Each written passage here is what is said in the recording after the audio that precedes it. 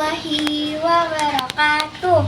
Alhamdulillahirrahmanirrahim. Segala puji bagi Allah yang telah memberikan kita nikmat iman, nikmat Islam, dan nikmat sehat sehingga kita bisa berkumpul di tempat yang insya Allah penuh berkah ini. Salawat serta salam kepada junjungan kita Nabi Muhammad SAW, suri teladan sepanjang zaman. Yang terhormat Bapak Ibu Dewan Juri, izinkan saya untuk membacakan pidato yang berjudul hormat terhadap orang tua. Baiklah, teman-teman yang dirahmati Allah, di dunia ini siapakah orang yang paling berjasa dalam hidup kita? Siapakah yang mendoakan kita siang dan malam? Dan siapakah yang tetap tersenyum walau sebenarnya lelah demi kebahagiaan kita? Jawabannya adalah orang tua kita. Allah Subhanahu wa Ta'ala memerintahkan kita agar kita berbakti kepada kedua orang tua. Allah Subhanahu wa Ta'ala berfirman dalam Al-Qur'an surah Al-Isra ayat 23. Wa qada rabbuka ta'budu illa iyyahu wa bil walidaini ihsana. Dan Tuhanmu telah memerintahkanmu agar kamu tidak menyembah selain Dia dan hendaklah berbuat baik kepada kedua orang tua. Masya Allah, jelas sekali ya teman-teman.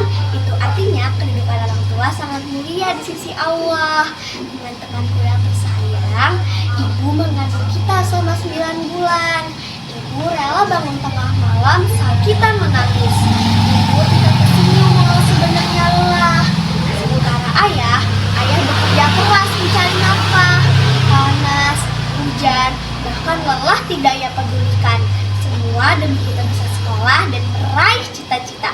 Namun, apa balasan kita? Apakah kita masih membantah saat disuruh belajar? Apakah kita masih cemberut saat diminta bantuannya? Astagfirullah. Dalam Al-Quran surah Luqman ayat 14, Allah berfirman, Anishkur liwalidaika, dan bersyukurlah kepadaku dan kepada kedua orang tuamu. Caranya bersyukur kepada orang tua itu bagaimana sih? Caranya dengan yang pertama taat dan patuh kepada nasihat mereka. Yang kedua berbicara dengan lembut, jangan membentak. Yang ketiga membantu pekerjaan rumah. Dan yang terakhir mendoakan mereka setiap hari.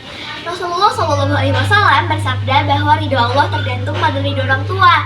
Jika orang tua ridho, insya Allah juga akan ridho. Tetapi bagaimana jika orang tua sakit hati karena perbuatan kita? Bagaimana dengan kehidupan kita? Nauzubillah. Teman-teman yang soleh dan solehah, yuk kita mulai dari hal kecil.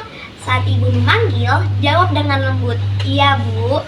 Saat ayah pulang kerja, sambut dengan senyuman. Setiap selesai sholat, jangan lupa berdoa. Yuk teman-teman, kita baca bersama-sama doa untuk kedua orang tua. Bismillahirrahmanirrahim. Rabbi firli walidayya warhamhuma kama rabbayani shaghira. Ya Allah, ampunilah aku dan kedua orang tuaku, serta sayangilah mereka sebagaimana mereka menyayangiku sejak aku kecil. Semoga nanti kita bisa menjadi anak yang berbakti kepada kedua orang tua, yang membahagiakan mereka dan kelak bisa mengantarkan mereka ke surga.